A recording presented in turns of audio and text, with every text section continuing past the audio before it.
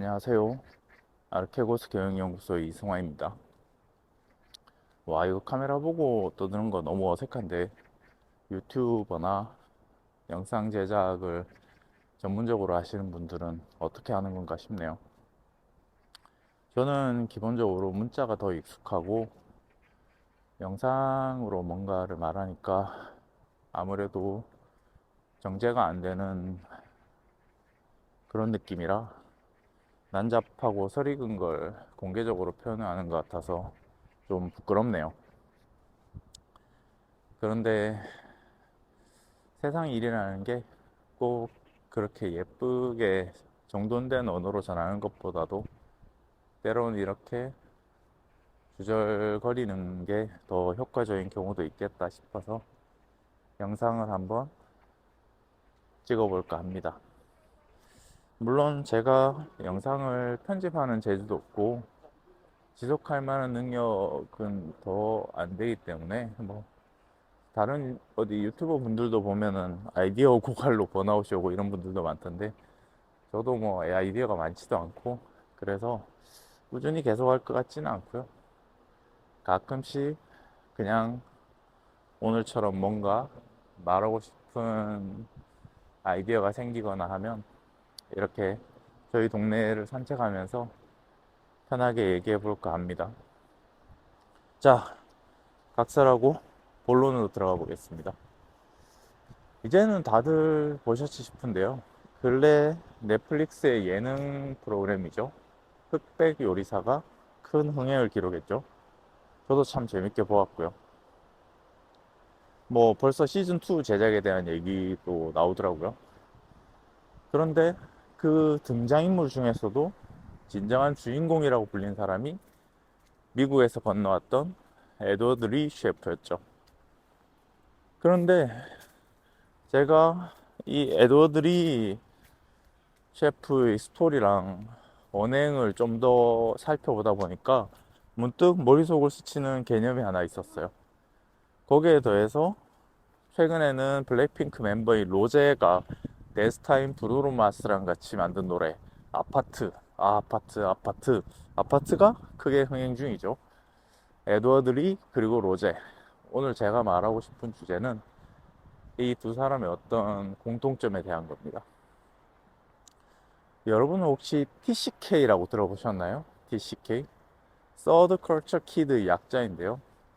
제가 따로 찾아보지 않아서 정확한 우리말 학술어는 모르겠습니다.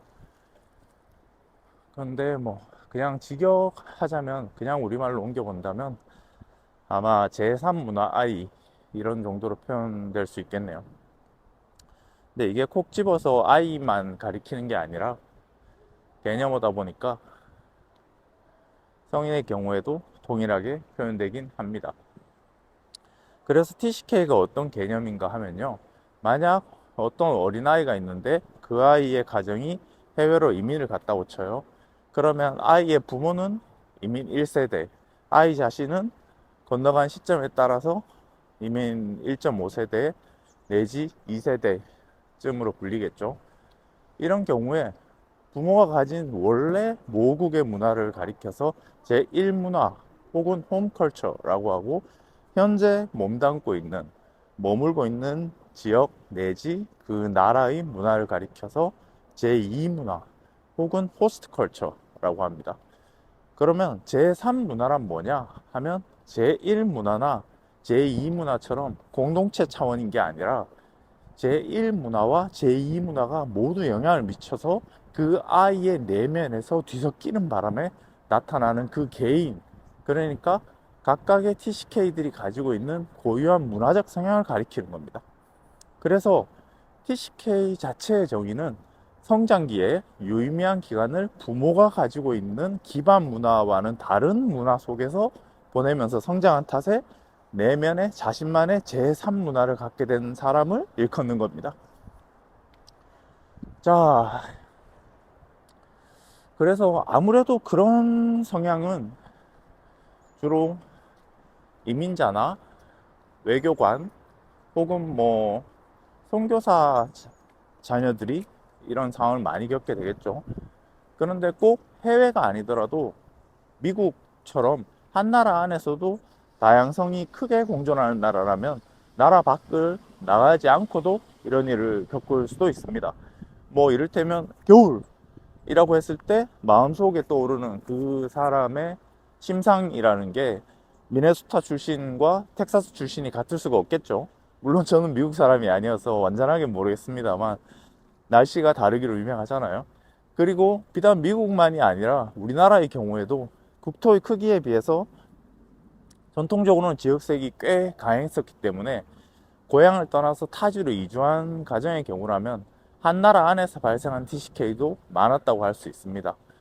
우리가 그냥 명시적인 인식을 못했을 뿐이지 고향을 떠나서 타지 생활을 해보면서 겪었던 어떤 스트레스나 문화 차이 같은 걸 떠올리실 수 있는 분들은 그런 문화 속에서 이 TCK라는 개념의 개념적 얼개를 느껴보시면 어떨까 싶습니다. 자, 그런데 말이죠. 문제가 있습니다. TCK는 힘들어요. 너무 힘들어요. 물론 모든 TCK가 다 그런 건 아니지만 일반적으로 보았을 때 정서적으로 되게 힘들어요. 이른바 정체성의 혼란이 기본적으로 따라오기 때문에 그렇습니다.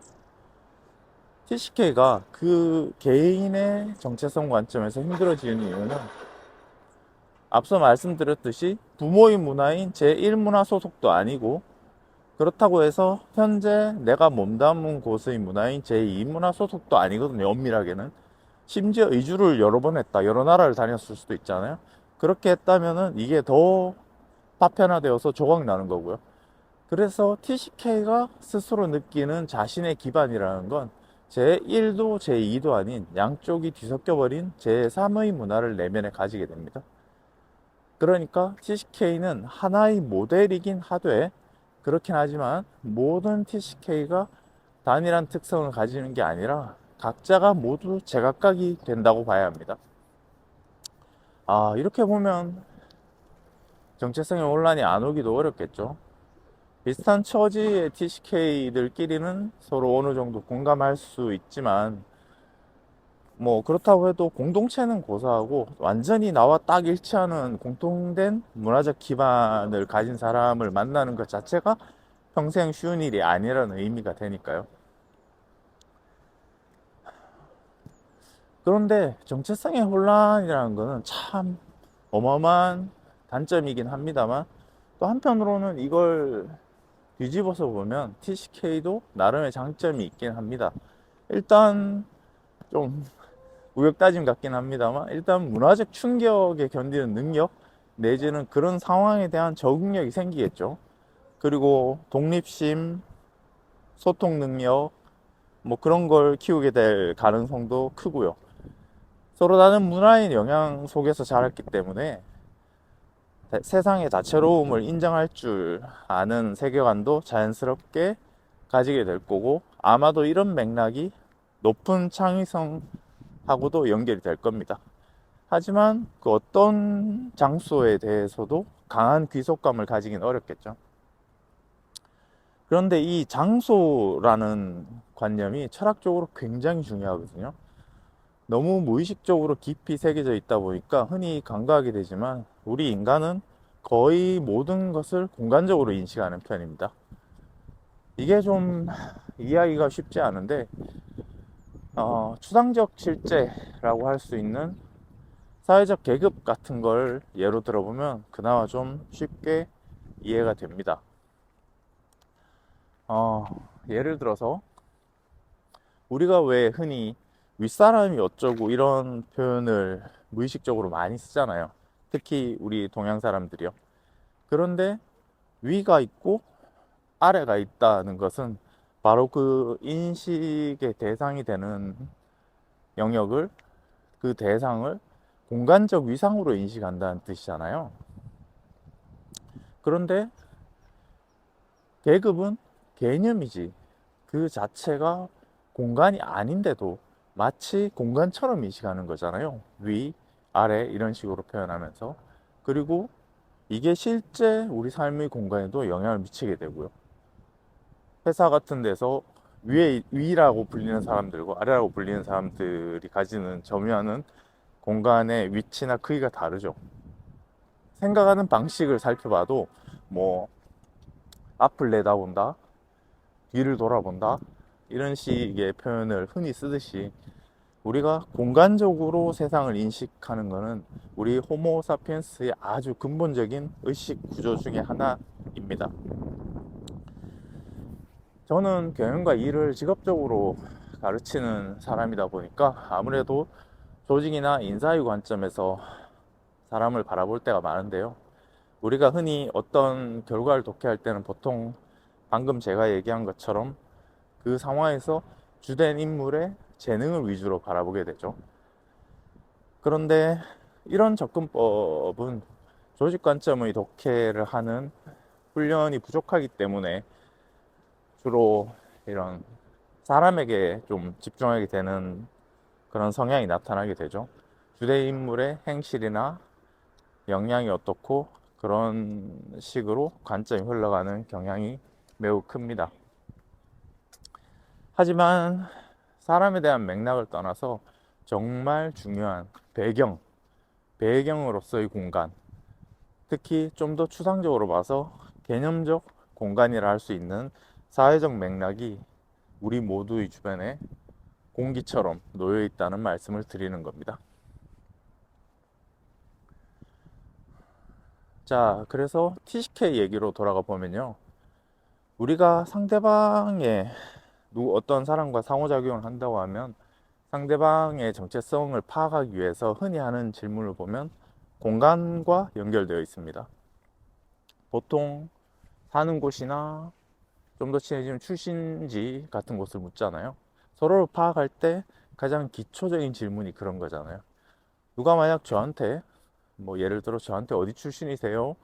혹은 뭐 고향이 어디예요? 라고 물으면 아, 저는 경주 사람이고 지금 사는 곳은 인천이고요.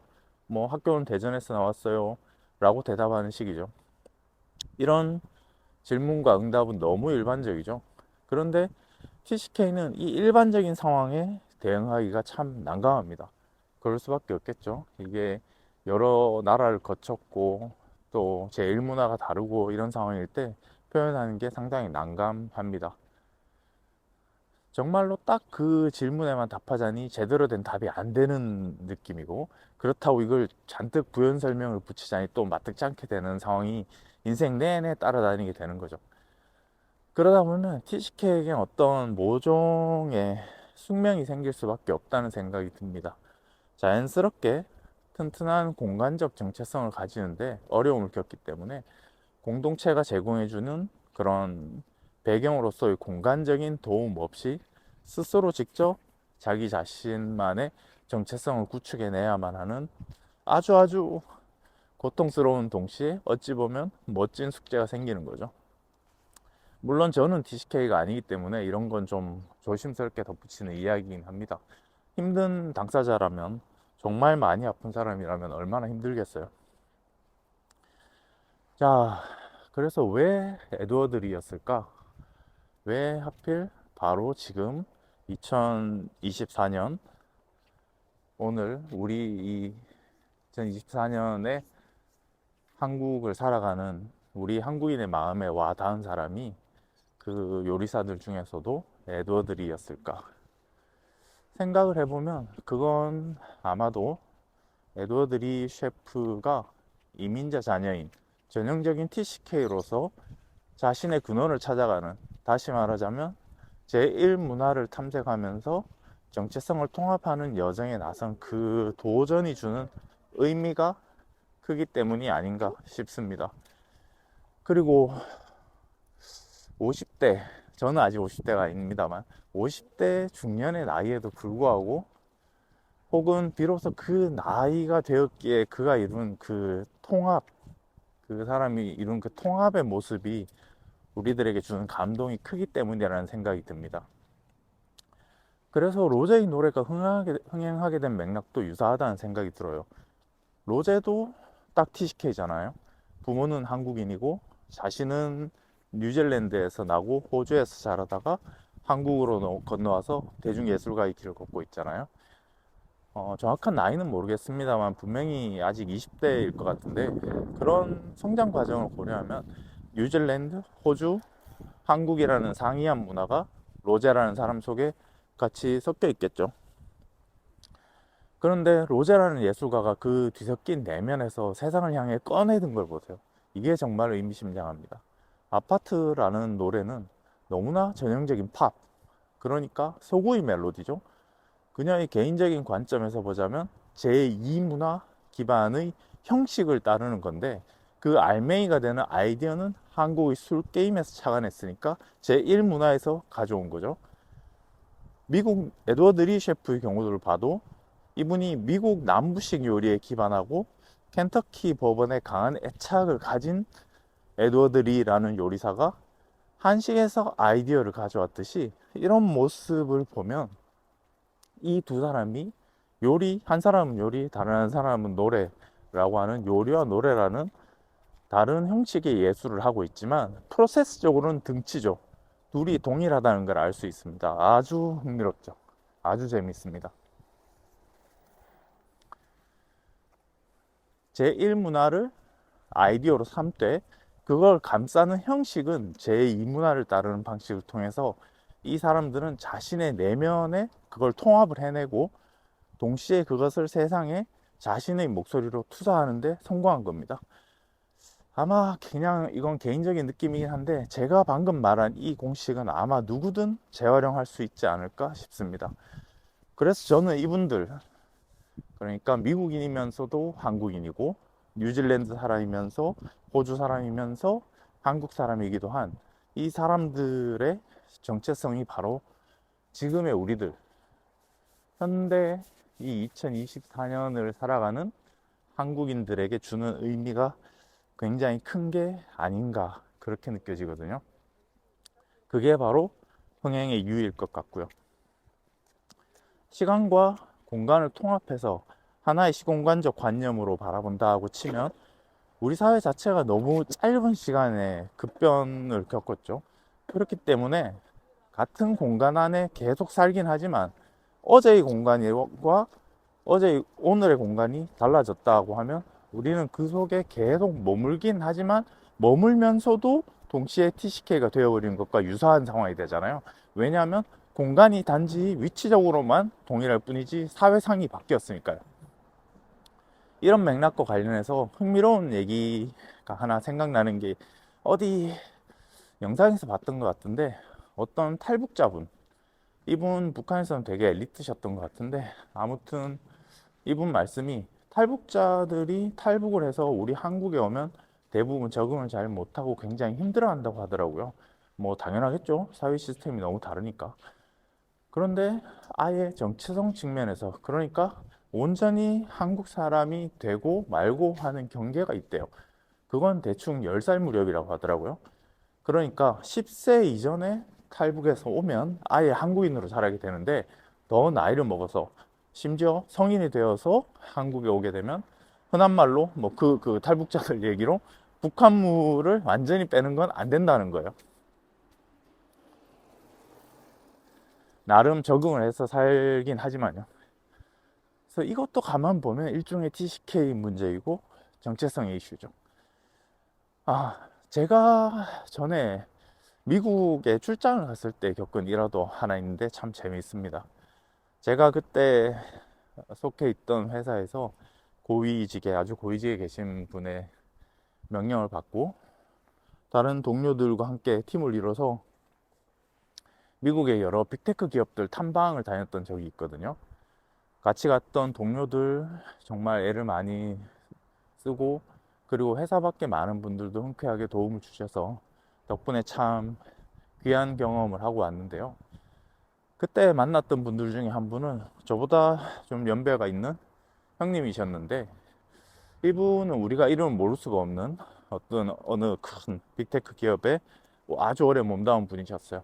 아무튼 그래서 저희 일행은 이제 이분을 만나가지고 이제 귀한 얘기를 들어보려고 세계적인 큰 IT 기업은 어떤 식으로 일 처리를 하는지 들어보고 싶은 부푼 마음을 가지고 만났거든요. 만나 뵙고 이래저래 여러 가지 얘기를 들었어요. 그런데 이게 지금 생각해도 너무 웃기는 게, 이분이 좀 생뚱맞게 회사 얘기도 뭐 하긴 했지만 그보다도 좀 자신의 개인적인 고충 얘기를 너무 많이 하시는 거예요. 특히 이 미국이란 나라가 고등학생 자녀를 키우기가 얼마나 힘든지 아느냐, 뭐 그런 취지의 얘기를 너무 장황하게 하시는 거예요. 그래서 이제 와서 돌이켜보면 이것도 딱 TCK 관점의 갈등이랄 수 있는 것 같아요. 부모인 이분은 제1문화를 여전히 가지고 있는 이민 1세대, 즉 몸만 미국에 있을 뿐이지 영혼은 한국인인 거예요. 그런데 거기서 자란 이 형님의 아이는 TCK로 자랐을 거잖아요. 즉 표면은 미국인이고 내면은 제3문화를 가졌겠죠.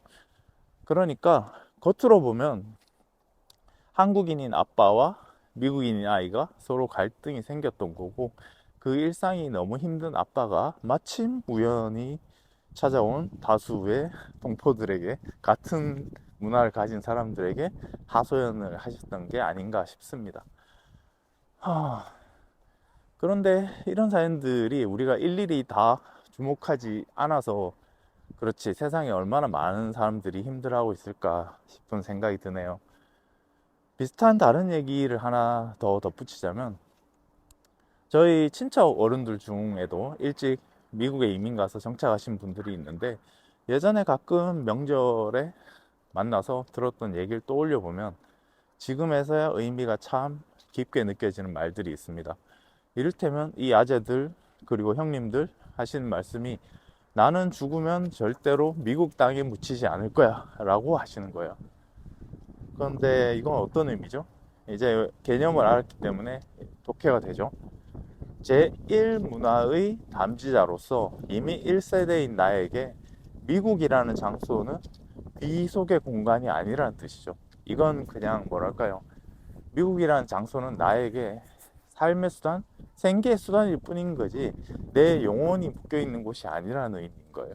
내 영혼은, 나라는 사람의 정체성은 내가 우주 어디에 있든 간에 한국에 있고 내 가문에 속해 있다는 의미이고, 그게 너무너무 단단하게 매여 있는 겁니다. 이 형님들 표현을 보면 이건 뭐 영원 불멸인 거죠. 왜냐하면 죽어서 묻히지 않겠다라는 것의 의미는 죽음으로도 깰 수 없다는 뜻이니까요. 그게 일상 속에서 일상의 모습으로 나타나는 게 뭐냐면, 그 이역만리에서도 제사를 참 열심히 지내고 계세요. 그것도 완전 옛날 방식, 그 이민 가셨을 때의 그 시점의 모습으로 박제되어서 완전히, 오히려 한국은 다 변해버렸는데 옛날 FM식으로 지내고 계신 거예요. 그래서 좀 우스갯소리 같이 미국에서도 떡집들이 장사가 잘 된다고 그러시더라고요. 참 재밌죠. 이런 게 바로 문화가 얼마나 우리 인간에게 중요한 개념인가 보여주는 일화들이라 생각됩니다. 나의 기반인 문화가 나의 정체성을 형성해요. 이런 인간다움 이야기는 정말이지 뭐랄까요, 우리 언어로도 다 표현될 수 없다고 생각합니다. 설명될 수도 없고, 그래서 기쁜 동시에 슬픈 정서를 동시에 불러일으키는 그런 이야기가 아닌가 싶습니다.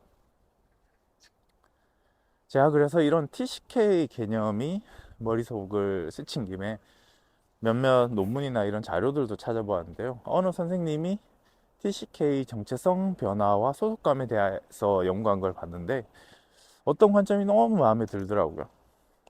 그게 뭐냐면, 사람의 소속감이라는 것은 어떤 정서의 종합이라 할 수 있는데, 그러면 그 정서들은 어떻게 형성되냐 하면, 제사나 축제와 같은 의례와 관행들, 그리고 음식, 그리고 이런 자연환경, 그리고 사건들이 어우러져서 된다고 해요.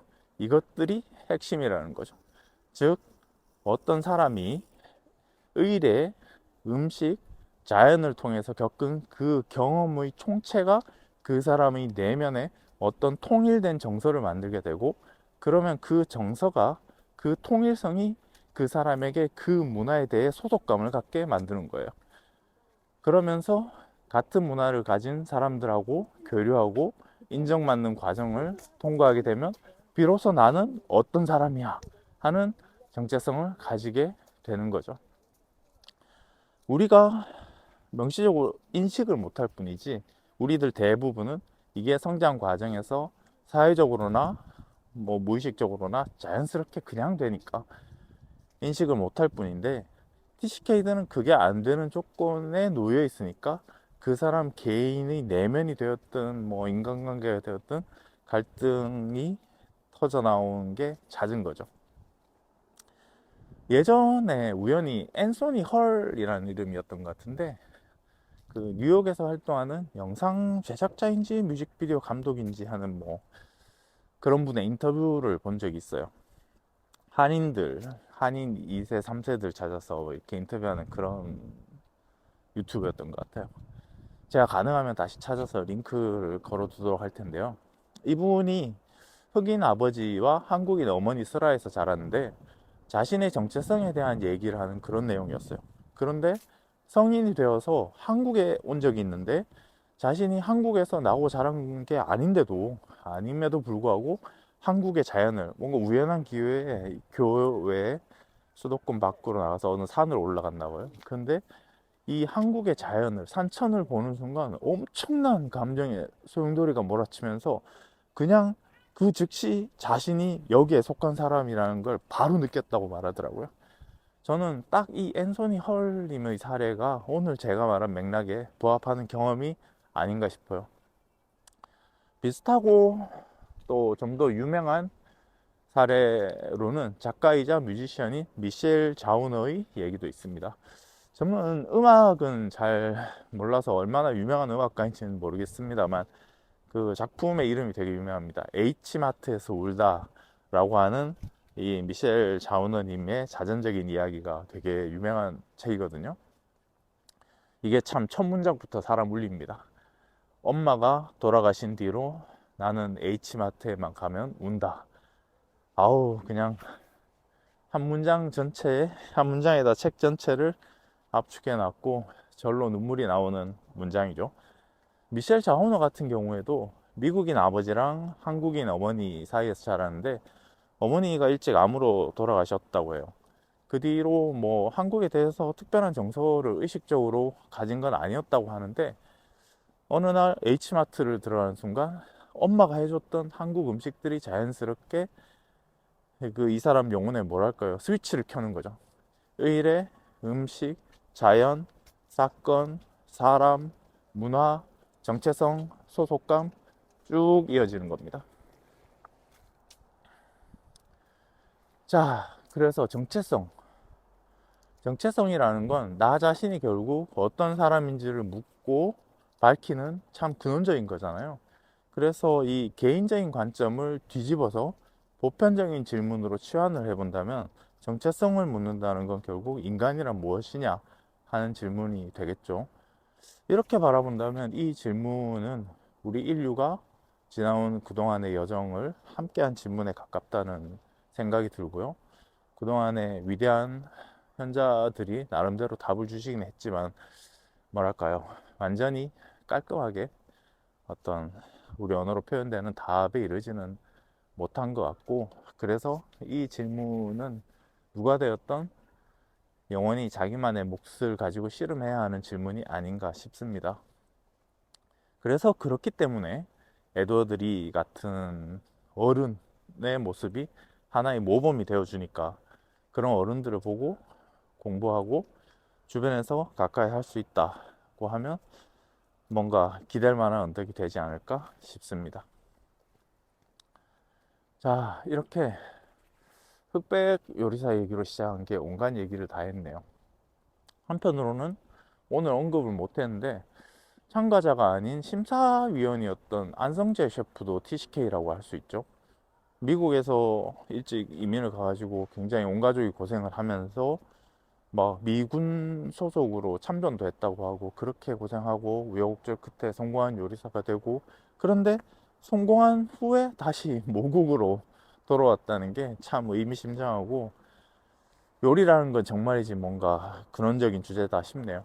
그리고 하나만 더 사족을 덧붙이자면 왜 한동안은 군인 출신들이 예능 프로에서 많은 활약을 보여주었잖아요. 덱스님처럼 여전히 활동이 왕성한 분들도 있고요. 그래서 문득 드는 생각인데 아마 군인과 요리사도 분명히 중요한 공통점이 있다. 지금 우리 시대에 시사점이 있다 싶은 그런 느낌이 듭니다. 이런 관점도 관심이 생기는 분들은 한번 후벼 파보시면 어떤 통찰을 얻게 되시지 않을까 싶습니다. 그럼 오늘 이만 마칠까 합니다. 온갖 얘기를 중원부원 떠들었는데 긴 시간 봐주셔서 감사합니다. 다들 행복한 하루 되세요.